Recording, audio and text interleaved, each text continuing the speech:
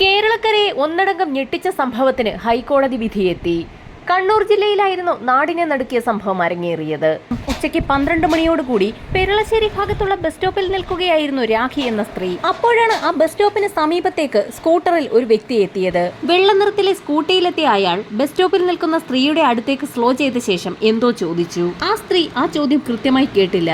എന്താണെന്ന് ചോദിക്കാൻ ആ സ്ത്രീ വാ തുറന്നത് മാത്രമേ ഓർമ്മയുള്ളൂ. പിന്നീട് എന്തോ കഴുത്തിൽ ബലമായി വലിയുന്നതായാണ് അനുഭവപ്പെട്ടത്. തന്റെ തല കഴുത്തിൽ നിന്ന് അറ്റുപോയതായി തോന്നിയ ആ സ്ത്രീ പെട്ടെന്നാണ് കണ്ണുകൾ തുറന്നത്. കണ്ണു തുറന്നു നോക്കിയപ്പോൾ ബൈക്കിലെത്തിയ ആ വ്യക്തിയെ കാണാനില്ല. കഴുത്തിന് അതിശക്തമായ വേദന അനുഭവപ്പെട്ട സ്ത്രീയുടെ ഉറക്കെയുള്ള നിലവിളി ശബ്ദം കേട്ടുകൊണ്ട് തൊട്ടടുത്ത പറമ്പിൽ ജോലി ചെയ്തുകൊണ്ടിരിക്കുകയായിരുന്ന തൊഴിലുറപ്പ് സ്ത്രീകൾ അവിടേക്ക് ഓടിയെത്തി. അപ്പോഴാണ് തന്റെ കഴുത്തിൽ കിടന്ന 5.5 പവനോളം തൂക്കം വരുന്ന സ്വർണ്ണമാല കാണാനില്ല എന്നുള്ള വിവരം രാഖി മനസ്സിലാക്കിയത്. രാഖിയുടെ നിലവിളി ശബ്ദം കേട്ടുകൊണ്ട് തൊട്ടടുത്ത കടയിലുണ്ടായിരുന്നവരും ആ സമീപ പ്രദേശങ്ങളിൽ കൂടി നടന്നുപോയ ആളുകളുമൊക്കെ അവിടേക്ക് ഓടിയെത്തി. അവരും ഒരു മിന്നായം പോലെ വെള്ള സ്കൂട്ടിയിൽ പോയ ആ വ്യക്തിയെ കണ്ടിരുന്നു. നാട്ടുകാർ വിവരമറിയിച്ചതിനെ തുടർന്ന് തൊട്ടടുത്തുള്ള പോലീസ് സ്റ്റേഷനിൽ നിന്നും ഒരു സംഘം പോലീസുകാർ അവിടേക്ക് എത്തി. കതിരൂർ പോകുന്ന വഴി ഏതെന്ന് ചോദിച്ചുകൊണ്ടായിരുന്നു ആ അപരിചിതൻ സ്കൂട്ടർ നിർത്തിയത്. എല്ലാ വിവരവും രാഖി SIക്ക് മുൻപാകെ മൊഴി നൽകി. ഈ സമയത്താണ് അവിടെ കൂടി നിന്ന ആളുകൾ ഒരു കാര്യം ശ്രദ്ധിക്കുന്നത്. മാല വലിച്ചു പൊട്ടിച്ചതിനെ തുടർന്ന് രാഖിയുടെ കഴുത്തിൽ വലിയൊരു മുറിവ് രൂപപ്പെട്ടിരിക്കുന്നു. പോലീസിന്റെ സഹായത്തോടുകൂടി ഉടൻ തന്നെ രാഖിയെ തൊട്ടടുത്തുള്ള ആശുപത്രിയിലേക്ക് മാറ്റി. സംഭവം അറിഞ്ഞ് അവിടെ കൂടിയ നാട്ടുകാരിൽ നിന്നും വിശദമായ മൊഴിയെടുത്ത ശേഷം പോലീസ് സംഘം കേസ് രജിസ്റ്റർ ചെയ്ത് അന്വേഷണം ആരംഭിച്ചു. രാഖി നിന്ന ബസ് സ്റ്റോപ്പിനും സമീപ പ്രദേശങ്ങളിലൂടെ വണ്ടി കടന്നുപോയിട്ടുള്ള മേഖലകളിലുള്ള കടകളിലെ CCTVകൾ കേന്ദ്രീകരിച്ചുള്ള അന്വേഷണമാണ് ആദ്യഘട്ടത്തിൽ പോലീസ് നടത്തിയത്. ആ അന്വേഷണം ഫലം കണ്ടു. പല CCTVകളിലും വെളുത്ത സ്കൂട്ടിയിൽ താടിയുള്ള കണ്ണട വെച്ച കഷണ്ടിയായ ഹെൽമറ്റ് ധരിക്കാത്ത ഒരു വ്യക്തി കടന്നുപോയിട്ടുണ്ട്. ചോരക്കുളം ബസ് സ്റ്റാൻഡിന് സമീപത്തുള്ള CCTVകൾ കേന്ദ്രീകരിച്ച് നടത്തിയ അന്വേഷണം മുതൽ 60 CCTVകൾ വരെ പോലീസ് സംഘം അന്വേഷണത്തിന് വിധേയമാക്കി. 60ാമത്തെ CCTV വിഷ്വൽ ലഭിച്ചിരിക്കുന്നത് കിളിരൂർ ഭാഗത്തുള്ള ഒരു കടയിൽ നിന്നാണ്. പെരളം പുലിയൂട്ട് റോഡിലൂടെയാണ് പ്രതി രക്ഷപ്പെട്ടിരിക്കുന്നതെന്നും പോലീസ് കണ്ടെത്തി. പ്രതി ഒരു ലോക്കൽ വ്യക്തിയാണെന്ന് നിഗമനത്തിലെത്തിയ പോലീസ് സംഘം CCTV വിഷ്വലുകളുടെ കോപ്പിയെടുത്ത് ആ പ്രദേശവാസികളെയും കടകളിലുള്ള ആളുകളെയും ഒക്കെ കാണിച്ചു തുടങ്ങി. വളരെ വേഗം പ്രതിയെ പിടികൂടാനാകുമെന്ന് കരുതിയ പോലീസ് സംഘത്തിന് തെറ്റി. ഒരാൾ പോലും ആ വ്യക്തിയെ തിരിച്ചറിഞ്ഞില്ല. തുടർച്ചയായ 3 ദിവസവും പ്രതിയുടെ CCTV വിഷ്വലുകളുമായി പോലീസ് കടകളായ കടകളൊക്കെ കയറിയിറങ്ങി അന്വേഷണം നടത്തിയെങ്കിലും ഒരു വിവരവും ലഭിച്ചില്ല. ഒടുവിൽ 3-ാം ദിവസം വൈകുന്നേരമായപ്പോൾ അപ്രതീക്ഷിതമായി ഒരു വ്യക്തി പോലീസ് സ്റ്റേഷനിലേക്ക് കടന്നു വന്നു. പോലീസിന്റെ കൈവശമുള്ള CCTV ദൃശ്യങ്ങളിലെ വ്യക്തിയെ തനിക്കറിയാമെന്ന് വാദിച്ചുകൊണ്ടായിരുന്നു ആ വ്യക്തി വന്നത്. CCTV വിഷ്വലുകളിലുള്ള വ്യക്തി വർഷങ്ങളായി ഗൾഫിലാണ്. കഴിഞ്ഞ കുറച്ച് നാളുകളെ ആയിട്ടുള്ളൂ നാട്ടിലേക്ക് വന്നിട്ട്. അയാളുടെ മകളുടെ വിവാഹ ആവശ്യവുമായി ബന്ധപ്പെട്ട് ഇപ്പോൾ അല്പം ദൂരത്തേക്ക് പോയിരിക്കുകയാണ്. 2 ദിവസത്തിനകം തന്നെ അയാൾ മടങ്ങിയെത്തും. അയാളുടെ പേര് താജുദ്ദീൻ എന്നാണ്. കതിരൂർ ഭാഗത്താണ് അയാളുടെ വീട്. ആ വ്യക്തിയുടെ താമസ സ്ഥലം ഉൾപ്പെടെയാണ് സ്റ്റേഷനിലേക്ക് മൊഴി നൽകാനെത്തിയ വ്യക്തി പറഞ്ഞത്. അങ്ങനെ തങ്ങൾ പ്രതിയെ പിടികൂടിയെന്ന് തന്നെ പോലീസ് ഉറച്ചു വിശ്വസിച്ചു. താജുദ്ദീനെ കുറിച്ച് വിശദമായി തന്നെ ഒരു അന്വേഷണം നടത്താൻ പോലീസ് തീരുമാനിച്ചു. അയാൾ 15 ദിവസത്തെ ലീവിനാണ് മകളുടെ കല്യാണത്തിന് ഗൾഫിൽ നിന്നും വന്നിരിക്കുന്നത്. വർഷങ്ങളായി ഗൾഫിൽ ജോലി ചെയ്യുന്ന ഒരു വ്യക്തി, അതും മകളുടെ കല്യാണത്തിന് 15 ദിവസത്തെ ലീവിൽ വന്നിരിക്കുന്ന ആൾ ഇത്തരത്തിലൊരു കാര്യത്തിന് മുതിരുമോ എന്നായിരുന്നു പോലീസിന്റെ സംശയം. അയൽവാസികളോടൊക്കെ മോഷണ വിവരം പറയാതെ തന്നെ താജുദ്ദീനെ കുറിച്ച് പോലീസുകാർ തിരക്കി തുടങ്ങി. വളരെ നല്ല അഭിപ്രായമായിരുന്നു അയൽവാസികൾക്കൊക്കെ താജുദ്ദീനെ കുറിച്ച് പറയാനുള്ളത്. താജുദ്ദീനെ പോലൊരാളെ മോഷണവുമായി കണക്ട് ചെയ്യാൻ പറ്റുന്ന യാതൊരുവിധ തെളിവുകളും പോലീസിന് നാട്ടുകാരെ ചോദ്യം ചെയ്തതിൽ നിന്ന് ലഭിച്ചില്ല. എന്നാൽ സ്റ്റേഷനിലെത്തി മൊഴി നൽകിയ വ്യക്തി പറഞ്ഞിരിക്കുന്നത് CCTV ദൃശ്യങ്ങളിലുള്ളത് താജുദ്ദീൻ തന്നെയാണെന്നാണ്. അങ്ങനെ പോലീസിനാകെ കൺഫ്യൂഷനായി. പോലീസിന്റെ അന്വേഷണം പുരോഗമിക്കുന്ന സാഹചര്യത്തിൽ നേരത്തെ സ്റ്റേഷനിലെത്തി താജുദ്ദീനെതിരെ മൊഴി നൽകിയ വ്യക്തി വീണ്ടും പോലീസ് സ്റ്റേഷനിലേക്ക് വിളിച്ചു. മകളുടെ വിവാഹവുമായി ബന്ധപ്പെട്ടാണ് താജുദ്ദീനും കുടുംബവും ദൂരെ ഒരു സ്ഥലത്തേക്ക് പോയിരിക്കുന്നത്. വിവാഹം കഴിഞ്ഞ് തൊട്ടടുത്ത ദിവസം തന്നെ താജുദ്ദീനും കുടുംബവും മടങ്ങിയെത്തും. ഇതായിരുന്നു അയാൾ പോലീസ് സ്റ്റേഷനിലേക്ക് വിളിച്ചറിയിച്ചത്. താജുദ്ദീനെ കൈയോടെ പിടികൂടുന്നതിനായി SI ബിജു സംഘവും വഴിയിൽ കാത്തുനിന്നു. താജുദ്ദീനെ പിടികൂടുന്നതിനായി ചെറിയ ചില നാടകീയ രംഗങ്ങൾ സൃഷ്ടിക്കാൻ SIയുടെ നേതൃത്വത്തിൽ പോലീസുകാർ തീരുമാനിച്ചു. ശക്തമായ മഴ പെയ്തുകൊണ്ടിരുന്ന ആ രാത്രിയിൽ പോലീസ് ജീപ്പ് ചെളിയിൽ പുതഞ്ഞു കിടക്കുന്നതായി SIയുടെ നേതൃത്വത്തിലുള്ള പോലീസ് സംഘം ഒരു സീൻ ക്രിയേറ്റ് ചെയ്തു. SI ബിജു അടങ്ങുന്ന സംഘം മറ്റൊരു പോലീസ് ജീപ്പിൽ തൊട്ടപ്പുറത്തായി താജുദ്ദീന്റെ വരവും കാത്തു കിടക്കുന്നുണ്ടായിരുന്നു. രാത്രി ഏകദേശം 12 മണിയോടുകൂടി താജുദ്ദീനും കുടുംബവും സഞ്ചരിച്ചിരുന്ന വാഹനം പോലീസ് ജീപ്പിന് സമീപത്തേക്ക് എത്തി. പോലീസ് ജീപ്പ് വഴിയരികിൽ പുതഞ്ഞു കിടക്കുന്നത് കണ്ടുകൊണ്ട് താജുദ്ദീന്റെ വാഹനം സമീപത്തേക്ക് ഒതുക്കി നിർത്തി. ആ സമയത്താണ് 2 പോലീസുകാർ തങ്ങളുടെ ജീപ്പ് ചെളിയിൽ പുതഞ്ഞുപോയെന്നും വാഹനത്തിൽ നിന്ന് ആരെങ്കിലും ഇറങ്ങി ഒന്ന് സഹായിക്കണമെന്നും അഭ്യർത്ഥിച്ചുകൊണ്ടെത്തുന്നത്. താജുദ്ദീന്റെ വാഹനത്തിൽ നിന്നും 2 ചെറുപ്പക്കാർ പുറത്തിറങ്ങി വാഹനം തള്ളാൻ സഹായിച്ചു. എന്നാൽ താജുദ്ദീൻ ഈ സമയത്ത് വണ്ടിയിൽ നിന്ന് പുറത്തിറങ്ങിയില്ല. താജുദ്ദീൻ വണ്ടിയിൽ തന്നെ ഇരിക്കുന്നത് കണ്ടുകൊണ്ട് ഒരു പോലീസുകാരൻ അയാളുടെ അടുത്തേക്ക് എത്തിയിട്ട് എന്തുകൊണ്ടാണ് വാഹനം തള്ളാൻ സഹായിക്കാത്തതെന്ന് ചോദിച്ചു. അതിന് വ്യക്തമായ മറുപടി താജുദ്ദീൻ ഉണ്ടായിരുന്നു. തനിക്ക് ഡിസ്കിന് കംപ്ലൈന്റ് ഉള്ളതിനാൽ കട്ടിയുള്ള ജോലികളൊന്നും ചെയ്യാൻ കഴിയാത്ത സാഹചര്യമുള്ളതുകൊണ്ടാണ് ജീപ്പ് തള്ളാൻ സഹായിക്കാത്തതെന്ന് അയാൾ പോലീസിനോട് പറഞ്ഞു. ഈ സമയത്താണ് താജുദ്ദീന്റെ ID കാർഡ് ഒന്ന് വേണമെന്ന് പോലീസുകാരൻ ആവശ്യപ്പെട്ടത്. താജുദ്ദീൻ ഉടൻ തന്നെ തന്റെ പേഴ്സിൽ നിന്നും ID കാർഡ് എടുത്ത് പോലീസുകാരന് കൈമാറി.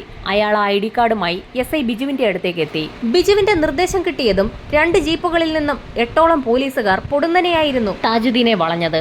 എന്താണ് സംഭവിക്കുന്നതെന്ന് മനസ്സിലാകാതെ താജുദ്ദീൻ അപ്പോഴും അമ്പരന്ന് നിൽക്കുകയായിരുന്നു.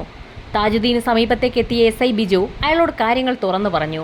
ഏതാനും ദിവസങ്ങൾക്ക് മുൻപ് ചോരക്കുളം ബസ് സ്റ്റാൻഡിൽ നിന്നിരുന്ന രാഖി എന്ന സ്ത്രീയുടെ 5.5 പവനോളം തൂക്കം വരുന്ന മാല താജുദ്ദീൻ സ്കൂട്ടറിലെത്തി പൊട്ടിച്ച് കടന്നു കളഞ്ഞു എന്നൊരു കംപ്ലൈന്റ് കിട്ടിയിട്ടുണ്ടെന്നായിരുന്നു SI പറഞ്ഞത്. അത് കേട്ട താജുദ്ദീൻ അക്ഷരാർത്ഥത്തിൽ നടുങ്ങിപ്പോയി. തനിക്കൊന്നും അറിയില്ല എന്ന് അയാൾ പോലീസിനോട് ആവർത്തിച്ചു പറഞ്ഞു. അപ്പോഴേക്കും വാഹനത്തിലുണ്ടായിരുന്ന താജുദ്ദീന്റെ ഭാര്യയും 2 ആൺമക്കളും അവിടേക്ക് ഓടിയെത്തി. തന്റെ ഭർത്താവ് ഒരിക്കലും അങ്ങനെയൊന്നും ചെയ്യില്ല എന്ന് ആ സ്ത്രീ ആവർത്തിച്ചു പറഞ്ഞു. എന്നാൽ പോലീസുകാർ അവർക്ക് കൈവശമുണ്ടായിരുന്ന CCTV ദൃശ്യങ്ങൾ ആ സ്ത്രീയെ കാണിച്ചു കൊടുത്തു. വളരെ അമ്പരപ്പോടുകൂടിയായിരുന്നു അവർ ആ ദൃശ്യങ്ങൾ കണ്ടത്. കൂടുതൽ എന്തെങ്കിലും പറയാൻ കഴിയും മുമ്പ് തന്നെ SI സംഘവും താജുദ്ദീനെ പോലീസ് ജീപ്പിലേക്ക് കയറ്റിയിരുന്നു. നേരം അർദ്ധരാത്രി പിന്നിട്ടതിനാൽ തൊട്ടടുത്ത ദിവസമാണ് ചോദ്യം ചെയ്യൽ ആരംഭിച്ചത്. ചോദ്യം ചെയ്യൽ പൂർത്തിയാക്കിയ ശേഷം താജുദ്ദീനുമായി തെളിവെടുപ്പിനായി അയാളുടെ വീട്ടിലേക്ക് എത്തി. വീടിനുള്ളിൽ തിരച്ചിൽ നടത്തിയ SI സംഘവും ഒരു റിസ്റ്റ് വാച്ചും 56,000 രൂപയും ഒരു ഷർട്ടും തെളിവായി ആ വീട്ടിൽ നിന്ന് ശേഖരിച്ചു. ബസ് സ്റ്റോപ്പിൽ നടന്ന മാലമോഷണം നടത്തിയിരിക്കുന്നത് താജുദ്ദീൻ എന്ന വ്യക്തിയാണെന്നും അയാളെ പോലീസ് അറസ്റ്റ് ചെയ്തു എന്നുമുള്ള വാർത്ത നാടാകെ പരന്നു. മാലമോഷണം നടന്ന ബസ് സ്റ്റാൻഡിന് സമീപത്തും തെളിവെടുപ്പിനായി താജുദ്ദീനുമായി പോലീസ് സംഘം എത്തി. സംഭവം നടന്ന സമയത്ത് അവിടേക്ക് ഓടിക്കൂടിയ അന്നത്തെ അതേ തൊഴിലുറപ്പ് സ്ത്രീകളെയൊക്കെ അവിടെ വിളിച്ചു വരുത്തി ചോദ്യം ചെയ്തു.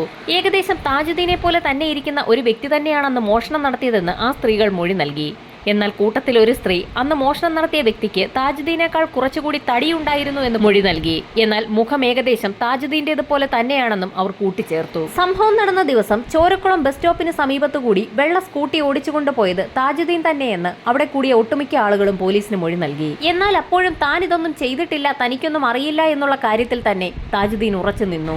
തെളിവെടുപ്പ് പൂർത്തിയാക്കിയ പോലീസ് സംഘം തിരികെ പോലീസ് സ്റ്റേഷനിൽ മടങ്ങിയെത്തിയപ്പോൾ താജുദ്ദീന്റെ ബന്ധുക്കളൊക്കെ അവിടെ എത്തിയിരുന്നു. മാലമോഷണവുമായി ബന്ധപ്പെട്ടുള്ള പോലീസ് അന്വേഷണം തീർത്തും തെറ്റാണെന്നും തന്റെ ഭർത്താവ് ഈ മോഷണം നടന്നു എന്ന് പറയുന്ന സമയത്ത് മറ്റൊരു സ്ഥലത്തായിരുന്നു എന്നും അതിന് വ്യക്തമായ തെളിവുകൾ തന്റെ പക്കലുണ്ടെന്നും താജുദ്ദീന്റെ ഭാര്യ പോലീസിനോട് പറഞ്ഞു. എന്നാൽ താജുദ്ദീനെ നിരവധി ആളുകൾ തിരിച്ചറിഞ്ഞു എന്നും പോലീസ് അന്വേഷണം വഴിതെറ്റിക്കാനാണ് താജുദ്ദീന്റെ ബന്ധുക്കളുടെ ശ്രമമെന്നുമായിരുന്നു SI സംഘവും ആരോപിച്ചത്.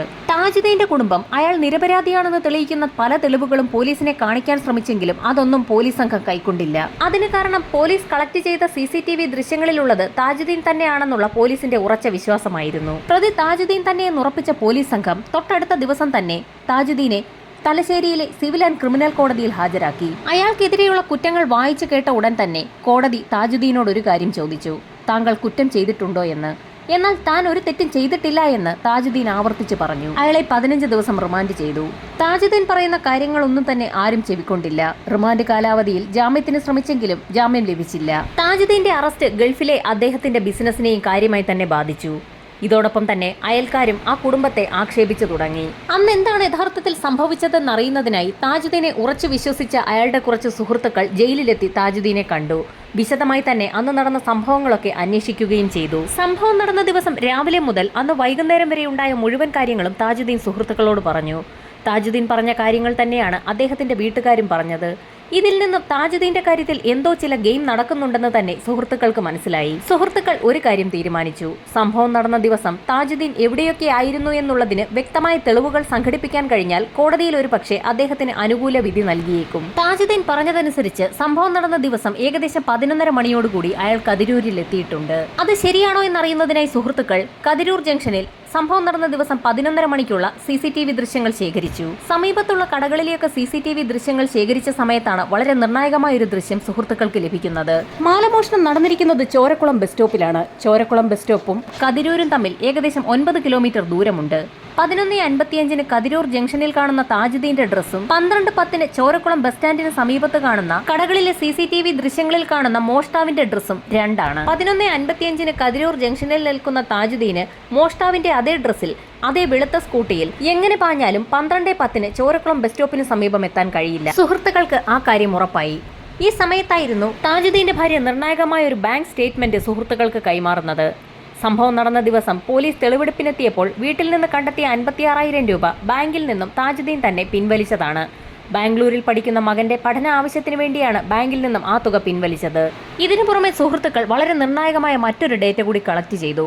സംഭവം നടന്ന ദിവസത്തെ അതേ സമയത്തെ താജുദ്ദീന്റെ മൊബൈൽ ടവർ ലൊക്കേഷനായിരുന്നു അത്. സംഭവം നടന്ന സമയത്ത് ചോരക്കുളം ബസ് സ്റ്റാൻഡിന് സമീപത്തുള്ള ഒരു മൊബൈൽ ടവർ ലൊക്കേഷനിൽ പോലും താജുദ്ദീൻ ഉണ്ടായിരുന്നില്ല. എങ്കിലും പോലീസുകാർ കാണിച്ച മാലമോഷ്ടാവിന്റെ അന്നത്തെ CCTV വിഷ്വൽസ് എല്ലാം സുഹൃത്തുക്കളും താജുദ്ദീന്റെ ബന്ധുക്കളും ചേർന്ന് ഒന്നുകൂടി കണ്ടുനോക്കി. മോഷണം നടത്തിയ വ്യക്തി കയ്യിൽ ഒരു വള ധരിച്ചിരിക്കുന്നത് അപ്പോഴാണ് സുഹൃത്തുക്കളുടെ ശ്രദ്ധയിൽപ്പെട്ടത്. താജുദ്ദീൻ ജീവിതത്തിൽ ഒരിക്കൽ പോലും അത്തരത്തിലൊരു വള ധരിച്ചിട്ടേയില്ല എന്ന് സുഹൃത്തുക്കൾക്കും ബന്ധുക്കൾക്കും 100% ഉറപ്പായിരുന്നു. അതുമാത്രവുമല്ല, CCTVയിൽ കാണുന്ന വ്യക്തിക്ക് നെറ്റിയിൽ ഒരു വെട്ടുണ്ടായിരുന്നു. താജുദ്ദീന്റെ നെറ്റിയിൽ അങ്ങനെ ഒരു വെട്ടില്ല എന്നും അവർക്ക് വ്യക്തമായി. അതുമാത്രവുമല്ല, വളരെ നിർണായകമായ മറ്റൊരു കാര്യം, അങ്ങനെ ഒരു വെളുത്ത സ്കൂട്ടി താജുദ്ദീൻ ഇല്ല എന്നുള്ളതായിരുന്നു. എന്നാൽ കേസ് അന്വേഷണം നടത്തിയ പോലീസ് ആകട്ടെ അങ്ങനെ ഒരു വെള്ള സ്കൂട്ടി കണ്ടെത്തിയിട്ടുമില്ല. താജുദ്ദീനെ അനുകൂലിക്കുന്ന നിരവധി തെളിവുകളാണ് അയാളുടെ കുടുംബം കണ്ടെത്തിയിരിക്കുന്നത്. ഒരിക്കൽ സ്റ്റേഷനിലെത്തി താജുദ്ദീന്റെ നിരപരാധിത്വം തെളിയിക്കാൻ ശ്രമിച്ചെങ്കിലും അവരത് കൈക്കൊള്ളാത്ത സാഹചര്യത്തിൽ താജുദ്ദീന്റെ കുടുംബം എഴുതി തയ്യാറാക്കിയ പരാതിയും താജുദ്ദീനെ അനുകൂലിക്കുന്ന തെളിവുകളും ഫോട്ടോഗ്രാഫ്സും ഒക്കെയായി നേരെ തിരുവനന്തപുരത്തെത്തി DGPയെ കാണാൻ തീരുമാനിച്ചു. ആ തെളിവുകളിലൂടെ കടന്നുപോയ DGPക്ക് പോലീസ് അന്വേഷണം തെറ്റായ ദിശയിലാണ് നടക്കുന്നതെന്ന് വ്യക്തമായി. അന്വേഷണത്തിന് പുതിയൊരു സംഘത്തെ നിയോഗിക്കുകയും ചെയ്തു. ഈ സമയത്തായിരുന്നു താജുദ്ദീൻ ജാമ്യത്തിൽ പുറത്തിറങ്ങുന്നത്. പുറത്തിറങ്ങിയ അദ്ദേഹം തിരുവനന്തപുരത്തെത്തി സുഹൃത്തുക്കളായ രാഷ്ട്രീയ നേതാക്കളുടെ സഹായത്തോടുകൂടി മന്ത്രിക്കും പ്രതിപക്ഷ നേതാവിനുമൊക്കെ പരാതി നൽകി. വാർത്താ മാധ്യമങ്ങളിലൊക്കെ പ്രചരിച്ച സമയത്തായിരുന്നു ചോരക്കുളത്ത് മോഷണം നടത്തിയ വ്യക്തിയെ തനിക്കറിയാമെന്ന് പറഞ്ഞുകൊണ്ട് ഒരു വ്യക്തി വാർത്തയ്ക്ക് താഴെ കമന്റ് ഇടുന്നത്. ഉടൻ തന്നെ ആ കമന്റ് ഇട്ട വ്യക്തിയെ കണ്ടെത്തി. അയാളുമായി സംസാരിച്ചപ്പോൾ ചോരക്കുളത്ത് അന്ന് മോഷണം നടത്തിയ വ്യക്തി മാഹിയിലുള്ള ശരത് വത്സൻ എന്നൊരാളാണെന്ന് മനസ്സിലായി. തുടർന്ന് നടത്തിയ അന്വേഷണത്തിൽ ശരത് വത്സൻ എന്ന വ്യക്തി ഒരു ക്യാമറ മോഷ്ടിച്ച് മറച്ചുവിറ്റ കേസിൽ കോഴിക്കോട് ജയിലിലാണെന്നും വ്യക്തമായി. ഡിവൈഎസ്പിയുടെ നേതൃത്വത്തിൽ തുടരന്വേഷണം ആരംഭിച്ചു. കോഴിക്കോട് ജയിലിലുള്ള ശരത് വത്സൻ എന്ന വ്യക്തി തന്നെയാണ് മോഷണം നടത്തിയതെന്ന് തെളിയിക്കുന്നതിനായി സംഭവം നടന്ന ദിവസം അയാളുടെ മൊബൈൽ ടവർ ലൊക്കേഷൻ ഏത് ഭാഗത്തായിരുന്നു എന്നൊരു അന്വേഷണം നടത്താൻ പോലീസ് തീരുമാനിച്ചു. തീർത്തും ആശ്വാസകരമായ ഒരു റിപ്പോർട്ടായിരുന്നു സൈബർ സെല്ലിന്റെ ഭാഗത്തു നിന്നും പുറത്തു വന്നത്. സംഭവം നടന്ന ദിവസം ശരത് വത്സൻ എന്ന വ്യക്തി ചോരക്കുളം ബസ് സ്റ്റാൻഡിന് സമീപത്തും അതോടൊപ്പം തന്നെ കതിരൂർ ഭാഗത്തും ഉണ്ടായിരുന്നു എന്ന് തെളിയിക്കുന്നതിനുള്ള നിർണായകമായ മൊബൈൽ ടവർ ലൊക്കേഷൻ രേഖകളാണ് പോലീസിന് ലഭിച്ചത്. കോഴിക്കോട് ജയിലിൽ കഴിയുന്ന ശരത് വത്സനെ കോടതിയിൽ പ്രത്യേക പെറ്റീഷൻ കൊടുത്ത് 5 ദിവസത്തേക്ക് കസ്റ്റഡിയിൽ വാങ്ങി. ചോദ്യം ചെയ്യലിൽ താൻ തന്നെയാണ് മാലമോഷണം നടത്തിയതെന്നും എന്നാൽ അത് വിൽക്കാൻ കഴിഞ്ഞില്ല എന്നും അത് തന്റെ വീട്ടിലുണ്ടെന്നും ശരത് വത്സൻ വ്യക്തമാക്കി. മോഷ്ടിച്ച മാല വിൽക്കുന്നതിന് മുൻപ് തന്നെ മറ്റൊരു കേസിൽപ്പെട്ട് അയാൾ ജയിലിലാവുകയായിരുന്നു. ശരത്തിന്റെ മൊഴിയെടുത്ത പോലീസ് സംഘം അയാളുടെ വീട്ടിലെത്തി ആ മാല വീട്ടിൽ നിന്ന് കണ്ടെത്തുകയും ചെയ്തു. തെളിവെടുപ്പ് പൂർത്തിയാക്കിയ ശേഷം ശരത് വത്സനെ ജയിലിലേക്ക് അയച്ചു. ഇതോടൊപ്പം തന്നെ നിരപരാധിയായ താജുദ്ദീനെതിരെ എഴുതി ചേർത്ത FIR റദ്ദ് ചെയ്യാൻ ഉത്തരവിടുകയും ചെയ്തു. കൃത്യമായി കാര്യങ്ങൾ അന്വേഷിക്കാതെ നിരപരാധിയായ ഒരു വ്യക്തിയെ പ്രതിയാക്കിയ SI ബിജുവിന് ട്രാഫിക്കിലേക്ക് സ്ഥലമാറ്റം നൽകുകയും അയാളുടെ 3 വർഷത്തെ ഇൻക്രിമെന്റ് തടഞ്ഞു വെക്കുകയും ചെയ്തു. SI ബിജുവിന് സംഘത്തിനുമെതിരെ താജുദ്ദീൻ സിവിൽ കോടതിയിൽ ഒരു കേസ് ഫയൽ ചെയ്തു. 1.5 കോടി രൂപ നഷ്ടപരിഹാരമായി വേണമെന്ന് കാണിച്ചുകൊണ്ടായിരുന്നു കേസ് നൽകിയത്. കേസ് നൽകിയ ശേഷം തിരികെ ഖത്തറിലേക്ക് പോയ താജുദ്ദീനെ അവിടെ കാത്തിരുന്നത് ജയിൽവാസമാണ്. താജുദ്ദീൻ ഒരു ചെക്ക് നൽകിയ ശേഷമായിരുന്നു നാട്ടിലേക്ക് വന്നത്. 15 ദിവസത്തെ അവധിക്ക് മകളുടെ കല്യാണം കൂടാനായി നാട്ടിലേക്ക് വന്ന താജുദ്ദീന് ജയിലിൽ കഴിയേണ്ടി വന്ന സാഹചര്യത്തിൽ കൃത്യമായി പണമിടപാട് നടത്താൻ കഴിയാതെ വന്ന സാഹചര്യത്തിൽ ചെക്ക് മടങ്ങിയതിനെ തുടർന്നായിരുന്നു അയാൾക്ക് ജയിലിൽ കഴിയേണ്ടി വന്നത്. ചെക്ക് മടങ്ങിയതിന്റെ പേരിൽ 25 ദിവസമാണ് താജുദ്ദീന് ഖത്തർ ജയിലിൽ കഴിയേണ്ടി വന്നത്. 15 ദിവസത്തെ അവധിക്ക് നാട്ടിലേക്ക് വന്ന താജുദ്ദീന് അപ്രതീക്ഷിതമായിരുന്നു മാലമോഷണ കേസിൽ നാട്ടിലെ ജയിലിൽ കഴിയേണ്ടി വന്നത്. അതുകൊണ്ട് തന്നെയായിരുന്നു അയാൾക്ക് കൃത്യമായി തിരിച്ചു പോകാൻ കഴിയാഞ്ഞതും ബാങ്ക് ഇടപാടുകൾ നടത്താൻ കഴിയാതെ ചെക്ക് മടങ്ങി വിദേശത്തെ ജയിലിലും കഴിയേണ്ടി വന്നത്. കേസ് അന്വേഷണം കൃത്യമായ രീതിയിൽ നടന്നിരുന്നുവെങ്കിൽ താജുദ്ദീൻ എന്നൊരു പാവം മനുഷ്യന് ഇത്തരത്തിലൊരു വിധി നേരിടേണ്ടി വരികയില്ലായിരുന്നു. ഈ സംഭവത്തിലാണ് ഇപ്പോൾ ഹൈക്കോടതിയുടെ നിർണായക വിധി പ്രഖ്യാപനം എത്തിയിരിക്കുന്നത്. തലശ്ശേരി സ്വദേശി താജുദ്ദീൻ എന്ന തീർത്തും നിരപരാധിയായ ഒരു വ്യക്തിയെ മാലമോഷണ കേസിൽ കുടുക്കി ജയിലിലടച്ച സംഭവത്തിൽ താജുദ്ദീന് 10 ലക്ഷം രൂപ നഷ്ടപരിഹാരം നൽകണമെന്നാണ് ഹൈക്കോടതി ഇപ്പോൾ വിധി പ്രഖ്യാപിച്ചിരിക്കുന്നത്. തീർത്തും നിരപരാധിയായ ഒരു മനുഷ്യൻ ജയിലിൽ കിടന്നതാകട്ടെ 54 ദിവസങ്ങളാണ്.